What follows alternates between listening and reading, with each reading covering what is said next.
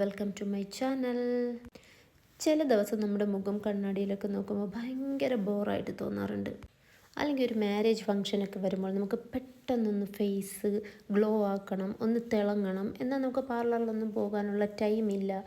അങ്ങനെയുള്ളവർക്ക് വേണ്ടിയിട്ട് ഒരു ഫേസ് പാക്ക് പറഞ്ഞുതരാം. ഇതിൻ്റെ മെയിൻ ഇൻഗ്രീഡിയൻ്റ് എന്ന് പറയുന്നത് ഞവര അരിയാണ്. ഞവര അരിയിൽ ഒരുപാട് ആൻറ്റി ഓക്സിഡൻ്റ് അടങ്ങിയിട്ടുണ്ട്.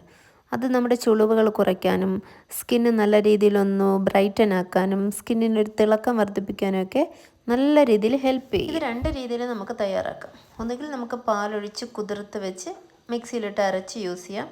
അതല്ലെങ്കിൽ ഇത് നമുക്ക് പാലിൽ തിളപ്പിച്ച് കുറുക്കിയെടുത്തും യൂസ് ചെയ്യാം. ഞാനിവിടെ ഒരു 2 ടീസ്പൂണോളം ഞവര അരി എടുത്ത് കുറച്ച് പാലെടുത്ത് അതിൽ കുതിർത്ത് വെക്കുകയാണ്. ഒരു 2-2.5 മണിക്കൂർ നമുക്ക് കുതിർക്കാൻ വയ്ക്കാം. നന്നായി കുതിർന്ന ഈ ഞവര അരിയും പാലും കൂടി നമുക്ക് മിക്സിയിലെ ജാറിലിട്ട് നന്നായി അരച്ച് പേസ്റ്റ് രൂപത്തിലാക്കാം. ഞാനിവിടെ ഇതിൽ 2 ഇൻഗ്രീഡിയൻറ്റും കൂടി ആഡ് ചെയ്യുന്നുണ്ട്. മഞ്ചിഷ്ടപ്പൊടിയും രക്തചന്ദനപ്പൊടിയും. നമ്മുടെ മുഖക്കുരു, കറുത്ത പാടുകൾ, ചുളിവുകൾ അതൊക്കെ മാറ്റാൻ നമുക്ക് ഇതും കൂടി ഇതിൽ ആഡ് ചെയ്യുന്നത് വളരെ നന്നായിരിക്കും. ഇത് ഓരോന്നിന്നും ഒരു 1/2 ടീസ്പൂൺ വീതം ഞാൻ ഇതിൽ ആഡ് ചെയ്യുന്നുണ്ട്. അത് മിക്സ് ചെയ്ത് നല്ല പേസ്റ്റ് രൂപത്തിലായാൽ നമ്മുടെ കൂട്ട് തയ്യാറായി. ഇപ്പം നല്ല പേസ്റ്റ് രൂപത്തിലായിട്ടുണ്ട്. ഇത് നമുക്ക് കഴുത്തിലും മുഖത്തുമായി അപ്ലൈ ചെയ്യാം.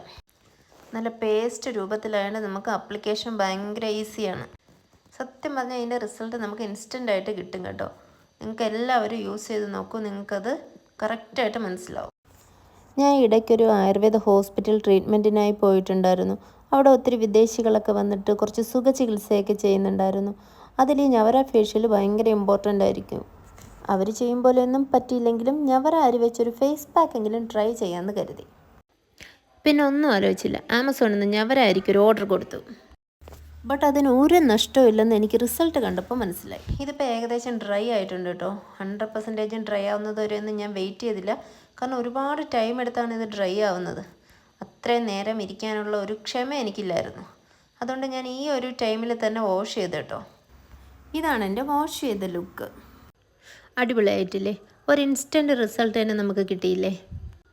ടാനൊക്കെ റിമൂവായി നന്നായിട്ടൊന്ന് ബ്രൈറ്റൻ ആയിട്ടുണ്ട് അല്ലേ? അപ്പോൾ എല്ലാവരും ട്രൈ ചെയ്ത് നോക്കുക.